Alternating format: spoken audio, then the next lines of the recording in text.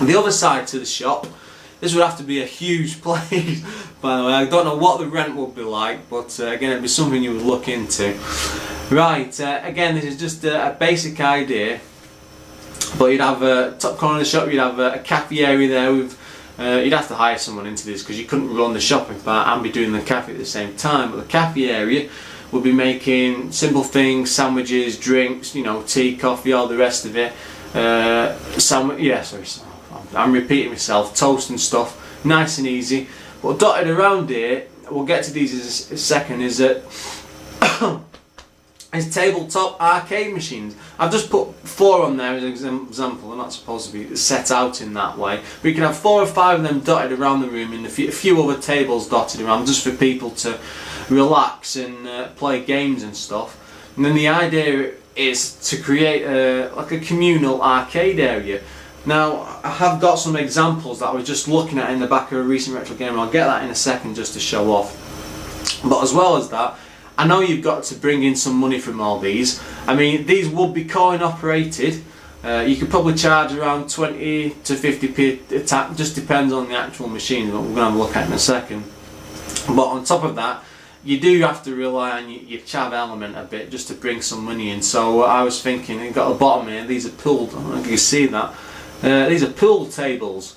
You have a couple of them dotted around just away from the cafe area, because again, I have noticed from a few places I've been to, they do bring in a bit of a rough element, so you want them not too not too close to where the nice people are in the cafe area, but close enough to the cafe so they're off buying drinks and stuff, and then you can keep an eye on them at the same time. Then at the back, this was just an idea, but you'd have a separate room at the back, closed off with a that you can keep an eye on from the cafe area, say with a window going through, but it has to be closed off, probably for some sort of licensing regulations. But these places do bring money in, and there'd be an adult area with FM fruit machines, nice and easy. Plus, I'm not sure how the fruit machine works. I'm assuming you either buy them in and then pay maybe a leasing fee, or maybe you just rent the machines entirely from it. Make the money that way, as you know, as and when people come in. That way you're covering all ages. You've got your gaming shop for your kids up to adults to come in, do like the likes of us, but you know, people who like the retro gaming side, and then people like the kids who come in for the modern stuff. And then maybe the in-betweeners, you have your PS2, your Xbox, your GameCube games. It's not really retro, but on the verge. You just have a good mix, and then people get drawn into the cafe, go in there for a bit to have a chat and stuff. Especially lunchtime, maybe you get busy, and you know, it'd be an all-in-one gaming centre. At the moment, that's just one shop. Maybe it'd be popular, maybe it wouldn't. I just don't know. It'd be a hell of a thing to invest in. As I was saying, just putting the map down for a moment. I've always had an interest in arcade machines. I've owned a main one in the past.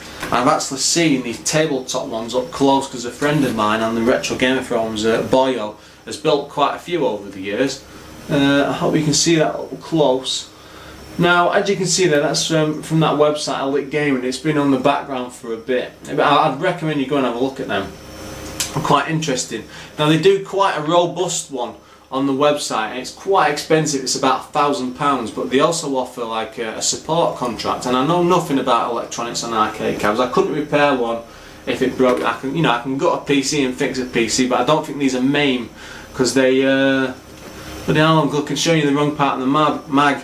These aren't MAME. They have about 50 games, like 1942, a few Capcom titles, shoot 'em ups, Pac-Man, that, you know, all the basic stuff.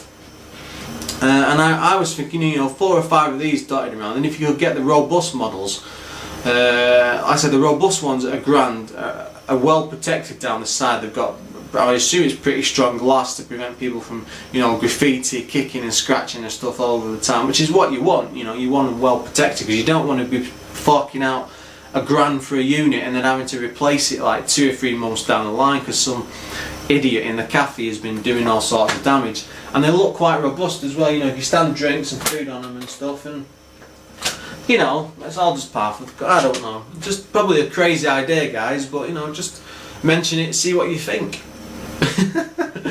Maybe it wouldn't be something to base a career on, but I'm just at that point in life where, you know, I hit 30 on the 4th of December. It was my birthday, and you sit there to yourself and you think, do I really want to spend the rest of my life doing a 9 to 5, working in an office? Or this is a chance of something that could be interesting. And I suppose at the end of the day, even if it failed, I could probably go back in and get another IT job. Work my way back through the ranks, get another office job. I mean, for that year when I did leave college and I was looking for IT work, the biggest problem was all these people with the experience. It was a hard job to break into. But I've been there probably 5 years now at my current place. I've got the experience, and I can walk into another job quite easily. And one thing I did do in between getting a job and leaving college was a lot of temp work.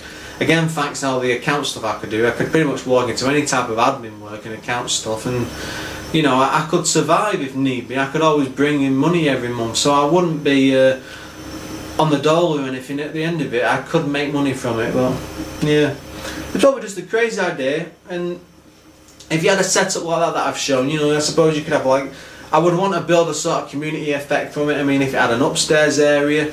One thing I have noticed as I've been into the gaming and stuff, one thing that doesn't seem to get a lot done is just a general gaming area. And I'm talking about for the likes of like your Warhammer and your 40k stuff. I mean, a couple of years ago I did sort of get back into it when I was a kid, more from not to play the game, but just from the actual painting the models sort of aspect, and it did interest me to some point. But there was no area dedicated to it anyway. There was no there was a few dotted around, but they're quite far and few in between. But I was thinking, nice big flat area, couple of tables, painted down with standard stuff. You could maybe once a week you'd have an adult time or a teenager time or a kid time, and just charge, I don't know, £1.50 and have a small table upstairs or something away from the cafe downstairs and stuff. And they could just play the games upstairs, and I'm sure that would be quite popular. I mean, the other thing I suppose is location, but I'm not thinking anything like that. I'm just coming up with random ideas at the top of my head at the moment. And I suppose if you did have an arcade area, or possibly have it in the adult area, you could tie off a Street Fighter or a Mortal Kombat and have sort of competitions just to keep people pulling in. And I don't know, it's just pretty random at the moment. Again, that's just general ideas, and I'm sure other things will come in. I could think of, you could have maybe a Dance Dance Revolution here. Oh god, that would be dreadful, but to me, that wouldn't interest me. But you want some sort of stuff that would attract people in and bring in the money. But feel free to make any sort of comment. It's probably completely insane, and I'm sure money wise it would cost an absolute fortune, but it'd be something I would have to get a proper business loan for and look into. I mean, at the moment I'm I'm doing quite well money wise because of where I'm renting. I've not really got any overall responsibilities that I need to look into.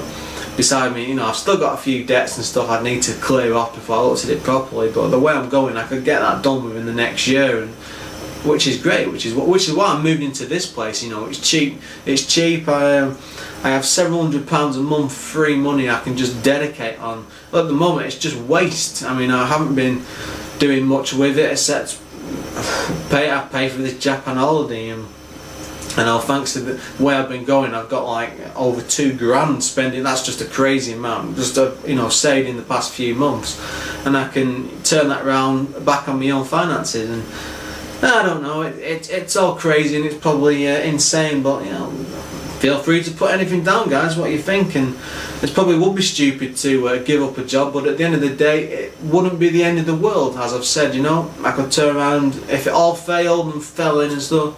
At the end of the day I could probably crash at my parents for a few months until I got some money just to sort myself out, temping, got another job and get back into the 9 till 5. But there's a chance there, maybe it could work. See what you think, guys. Anyway, I'm going to leave it at that. As always, thanks for listening to my mad ramblings. I don't know how long, I'm just looking at the clock over there. Now, probably not this for about 20 odd minutes, but as always, thanks for watching, and I will do my best to post another video soon.